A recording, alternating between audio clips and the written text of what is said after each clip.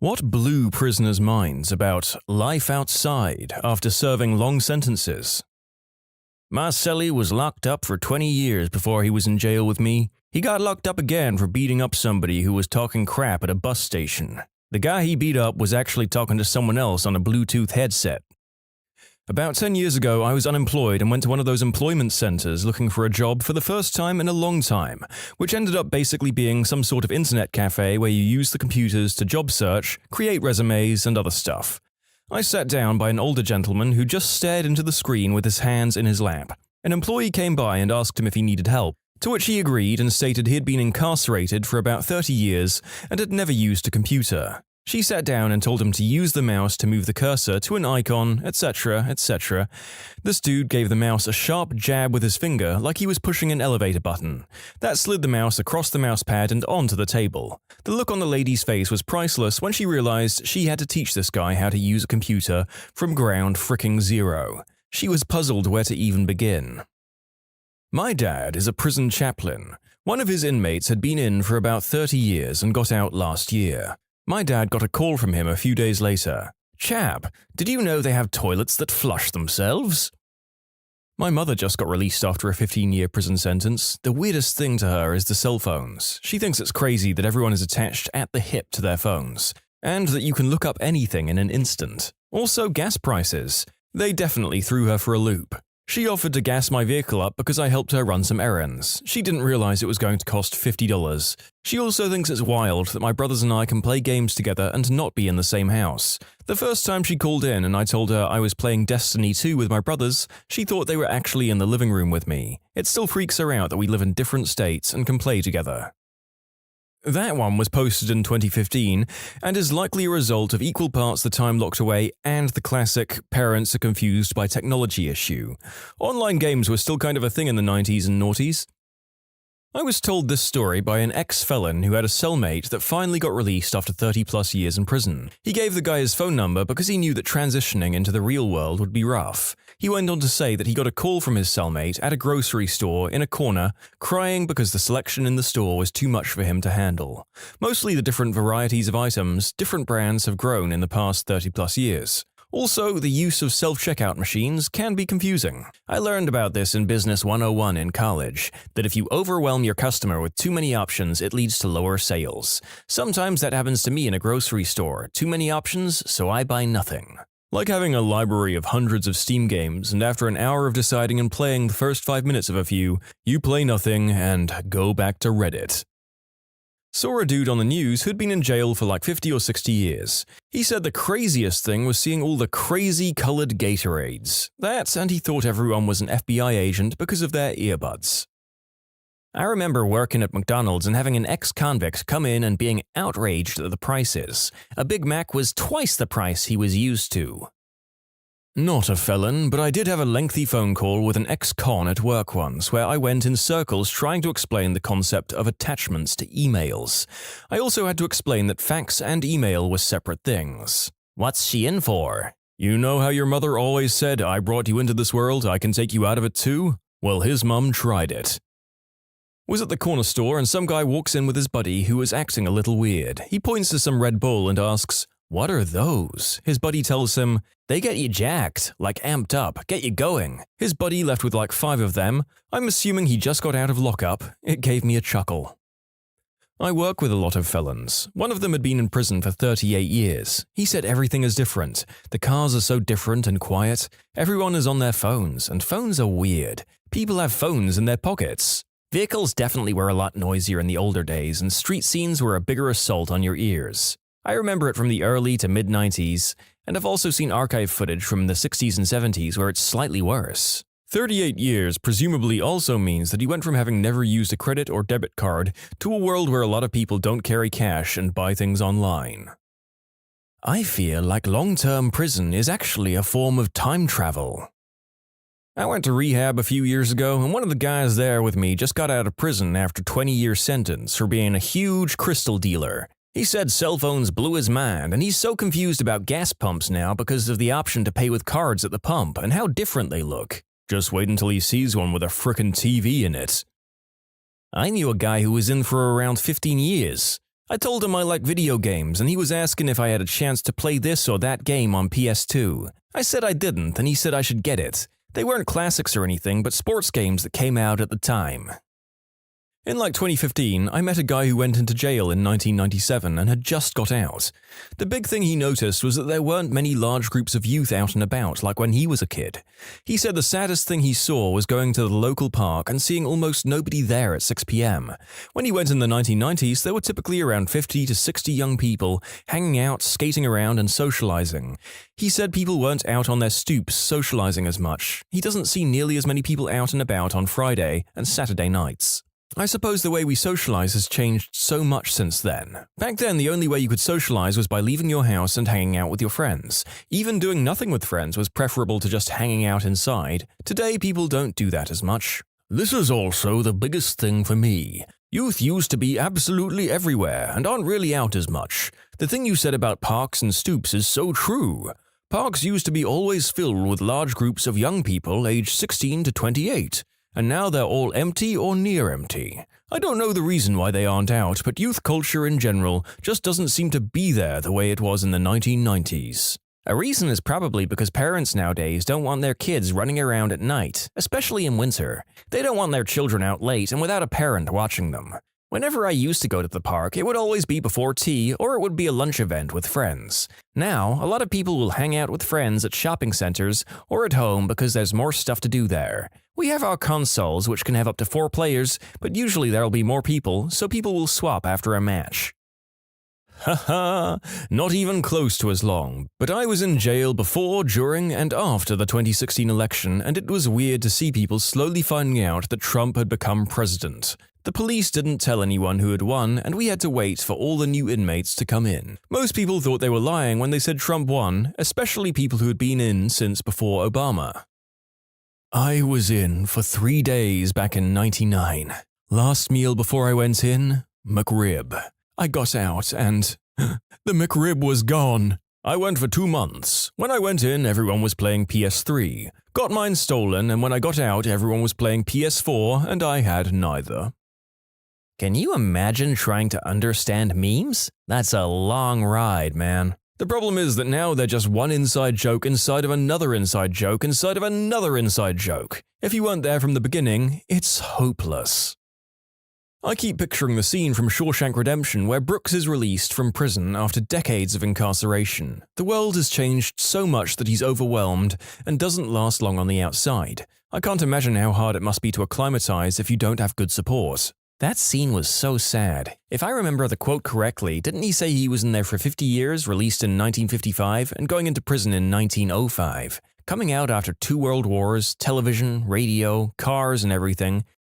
That is an incredibly sad part of that movie. I don't know if more has changed for an inmate coming out who was incarcerated in the 90s, but the way we operate in society may have changed more, if anything, just by the influence of smartphones. Something about old guys looking at the world passing them by messes me up more than anything. I remember going down with my pops to get some ice cream a while back, and he just asked for a cone, and they asked him what kind he wanted, and he said he didn't know, so they just started listing off the whatever 40 flavors they had.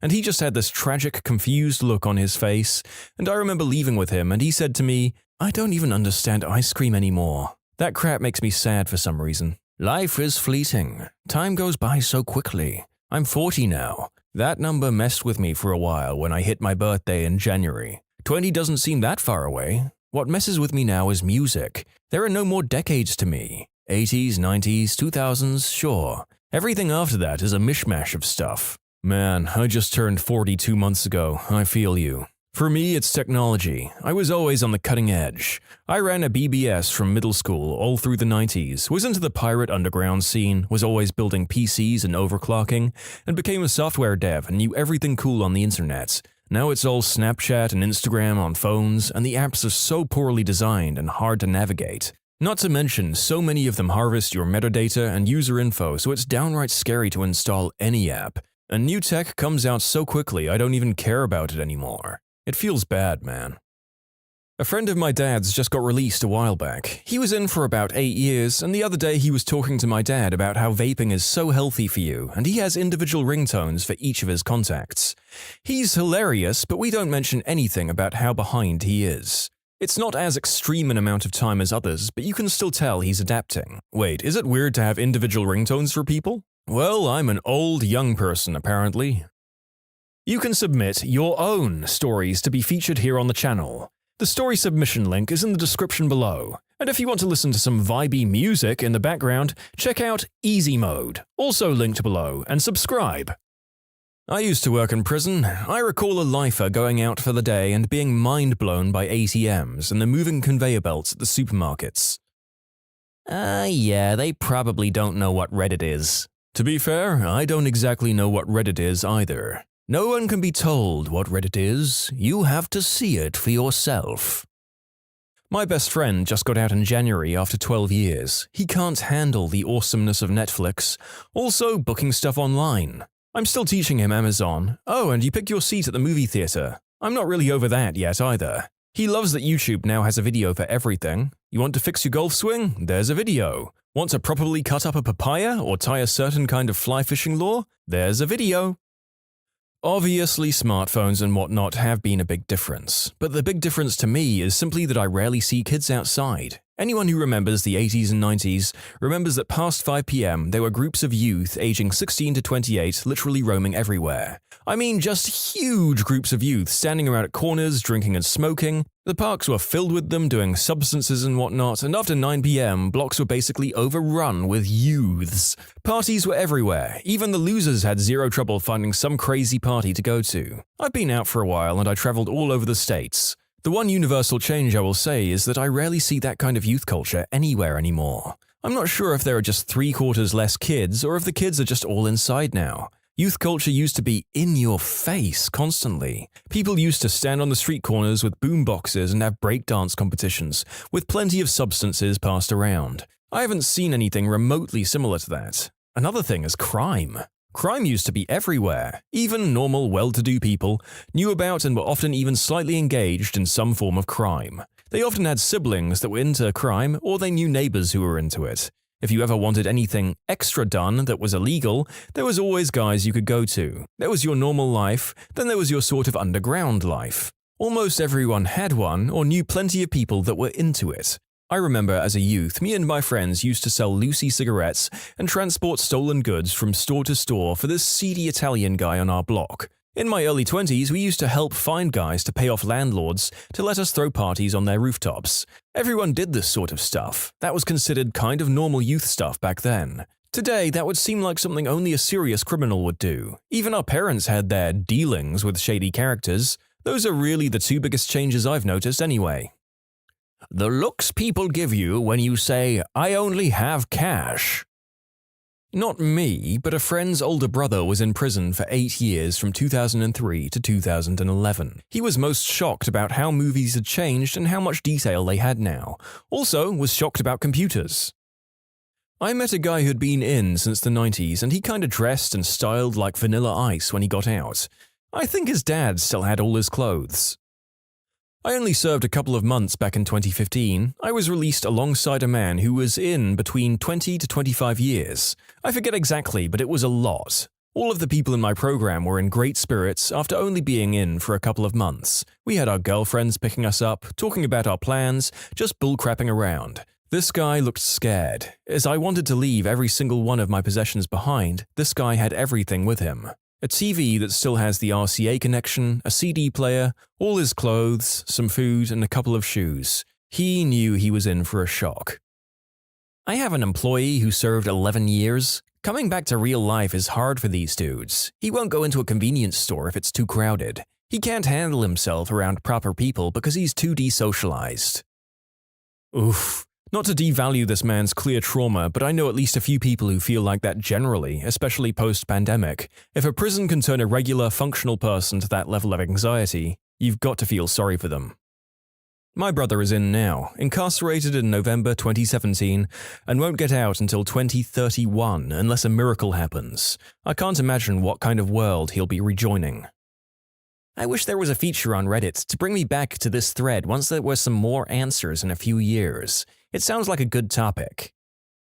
What happened to Legos? I'm not saying it's bad, I just want to know what happened. Legos lost their patent, leading to the Lego apocalypse, and so to be able to compete with the new companies, they started focusing on more themed kits, making it easy for them to latch on to whatever was popular at the time. I miss when you could just go buy a big box of mixed bricks. My best friend was in jail for a considerable amount of time. He didn't know how to use the new touchscreen washing machines, iPhone, or even the dishwasher. Also, wireless headphones blew his mind. Had to teach him how to call and message people and use apps. He's addicted to social media now, haha. Family member got released after about 5 years. He said the most surprising thing is all the radio stations still play the same music, like only 1/3 of it is new to him. He wasn't in for that long, but it still shines a light on the music industry and radio. A guy I knew who went in the 90s always used to say the biggest difference is white women all of a sudden got big butts. How much shish kebabs have changed? We had some shish kebabs, then we started calling them kebabs. Now it's just babs, so it went from shish kebab to kebab to bab. I wasn't in prison, but enlisted in the military in early '09 and did most of my training here in the States for that year. So I wasn't completely out of the loop, but after finishing boot camp and training for my job in 2009, I was stationed overseas for 2 years. Upon arrival to my new duty station, I got an iPhone 3GS, but I quickly lost it within a month, and never bothered getting another one. On base, the internet was practically 56K modem speeds, for whatever reason. I think it was due to insufficient infrastructures to provide service to so many people. So my internet usage was limited because of slow speeds and limited free time at work. I remembered Christmas and New Year of 2010, Command didn't approve leave for us to go home, so that we would be ready to deploy if necessary. Everyone ended up getting all boozed up at the barracks, and I mostly spent my time playing PS3 offline because of aforementioned crappy internet. So basically, from 2009 through 2011, during the rise of online video streaming services and smartphones, I missed out on all of that. It wasn't prison or anything, so I was aware, but didn't experience any of it firsthand. Coming back to the States the beginning of 2012 was like traveling a couple of years into the future. Netflix used to arrive by mail, but all of a sudden, the fact that I could access any show I wanted from a single website blew my mind. In the span of the 2 or 3 years, internet speeds increased exponentially for the same cost. It didn't help that I spent the whole time with archaic internet while on base. In 2009, I had a PlayStation Portable for gaming and had to lug around multiple UMDs. Now I can just go to the App Store and download from a plethora of mobile apps on my smartphone, all at 4G speeds. So while it wasn't nearly as drastic as being in prison from the early 2000s until 2018, even those couple of years in the early 2010s where I was away were pretty crazy when I returned. I can only imagine what it'd be like for anyone locked away for 5, 10, or 20 or more years. I bet they wonder why, before they entered prison, people used to say that they graduated from college, and now that they just say graduated college, that would be an unsettling shift. My uncle was incarcerated in '85. Several years ago, we went for a visit and took snacks. The plastic grocery bag blew his mind. My mum was locked up for 10 years starting in the early 2000s. The first time I paused live TV, she lost her frickin' mind. I was actually friends with a guy who was on death row for 20 years. He said it was the cell phones. Who sits for 20 years? And how does he tell you? And where is he now? How does he know about cells? It's actually not unusual at all. The problem is with the death penalty is if you make a mistake and convict an innocent, you've irrevocably screwed up. So those on death row get a lot of appeals. Capital punishment is extremely costly because of the court fees, more costly than not having the death penalty in fact. Not only that, but innocent people occasionally are executed despite the checks in place. I was in prison from 2003 until 2011. Wasn't really surprised by much of anything. Inside, we watched television every day, and the commercials prepared me for the technology. I had the New York Times delivered to my cell or cube daily. We had radios, news, BBC, NPR, etc. Smartphones really weren't that difficult to grasp. I came of age during the early internet era, so smartphones were just mini computers with touchscreens. If anything, technology was more user-friendly than it had been before I went away. You see, it's not the technology that's difficult to adapt to, it's the people. There's a prison culture, and once you adapt to it, you learn to respect and even appreciate it. You see the same people every day, and it's a tense, testosterone-driven environment. Negotiating the unspoken rules means understanding the importance of showing respect without showing fear, and the only way to do that honestly is to get in touch with yourself, to overcome your insecurities, to quiet your righteous anger, to develop a sense of when it's time to move out of the way and when it's time to stand your ground. The culture forces you to become a man among men. Coming home to a society of selfish, arrogant, disrespectful, self-assured adult children who glorify their minor struggles on social media and perpetuate this culture of self-identified victimization was, and continues to be, difficult. In prison, not only will you not be celebrated for your so-called courage in aggrandizing your victimization, you'll be mocked for not handling the problem like a man. Out here, it seems almost a contest as to who can cry the loudest and blame the most. In my personal life, the same people crying wolf and routinely shifting blame are the ones who dismiss me as a human being because of my prison experience. Ironically, my prison experience is the same reason I dismiss them, and so I feel a chasm has grown between the man I became in prison and the culture I came home to as a 32-year-old adult. And every time I sense someone of relevance in my life dismiss my opinion, subtly condescend to me, gossip about me just out of earshot, etc., I feel that chasm grow. When you subscribe, make sure to hit the bell to turn on notifications. Put the playlist on in the background to finish listening to all the stories, or if you want some vibey music to put on in the background, check out Easy Mode. If you like Am I the Genius, give Am I the Jerk a shot. Everything linked in the description.